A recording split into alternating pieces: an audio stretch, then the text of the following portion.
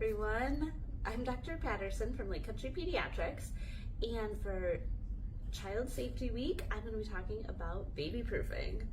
So it's something that's on everybody's mind, especially as their baby starts being mobile. And usually in that 4 to 6 month time frame is when I would tell parents to start looking at their home, to start preparing for baby proofing so that they can slowly get everything ready. The first thing to talk about is things that you should make sure to remove from babies' accessibility. So especially things like medications. Often we keep those in medicine cabinets.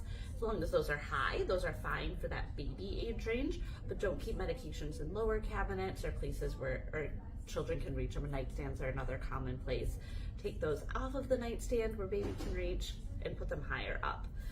Next thing is things like cleaners, paints, alcohol, anything sharp. Make sure that those are up and above baby's reach. Especially as baby gets into that toddler range, they're going to be exploring, they're going to be trying to get into these things. So those need to either be up or locked.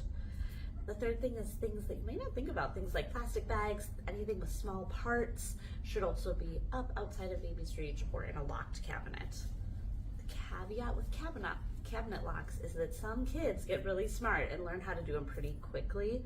So my favorite kind of cabinet lock is actually a kind that has a magnet where you can insert the lock inside the cabinet door, and then you have a little magnet, usually they're circles, that can unlock the door. Those, if you don't have the magnet, you can't open it, so it's a little bit easier to kind of control the children's access, even if they figured out how to do the cabinet lock. Next thing to think about is what toys you're choosing for your baby or toddler. You want to make sure you're picking the right toys for them. There's a lot of different schools of thought as to what's right developmentally or what's the best for their brain. I'm not getting into that now. We'll talk about just the safety perspective. For safety perspective, really the thing is you want to avoid small parts for babies and toddlers. Anything smaller than a walnut or smaller than like their fist, they could choke on. So you want to make sure you're avoiding anything with those small pieces. You also want to avoid anything with lead-based paint because that could also be dangerous, especially as they're in that stage where they're putting everything in their mouth. The other thing that's going to be in all of your house is outlets. So you want to check all your outlets. They do make some now that are child-proof where they couldn't stick their finger in if they wanted to. If you have that kind, you're done. If you have the older style outlets, I would invest in some of those just cheap outlet plug covers to put in there, because if baby's big enough to take those out, they're probably big enough for you to talk them through. The other thing you can do for outlets is try and just cover them as much as you can. You know, put a piece of furniture or something in front of them so that baby can't even see them. You'll also want to check your cords to make sure that they're not loose or down on the floor, because baby could pull them out and then unplug things or could get tangled in them.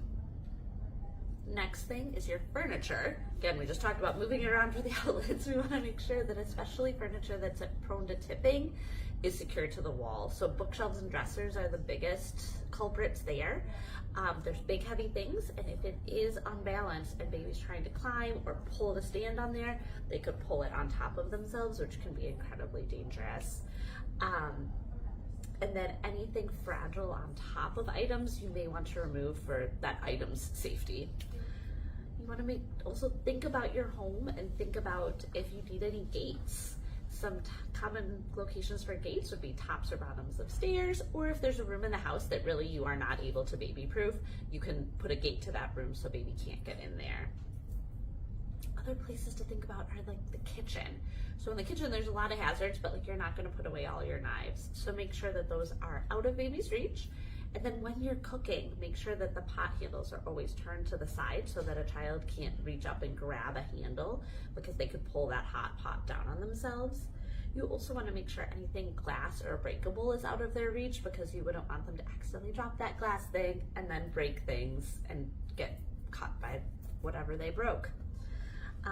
Another thing to think about is the water heater. Babies can get burned if we set our water heater too high, so you want to make sure the water heater is set to 120 so that to prevent any burns from happening. And then as you're bathing baby or child, make sure you're testing the water with your own hand before you put baby in the tub. That's especially important for our youngest babies, probably before baby proofing age. Also take a look at your plants. Make sure that they are all safe, especially as babies are putting things in their mouth and chewing. That being said, keep a safe place for baby. Try and keep your home tidy and picked up so that there aren't things they're accidentally getting into. If that's not feasible for your whole home, try and create a yes zone in your home where the baby is totally safe. You can leave them there for a minute or two and they'll be okay. Try and think like your baby. Crawl around on the floor and try and pick up anything that could hurt them. Have a great week, everybody. Keep those kids safe.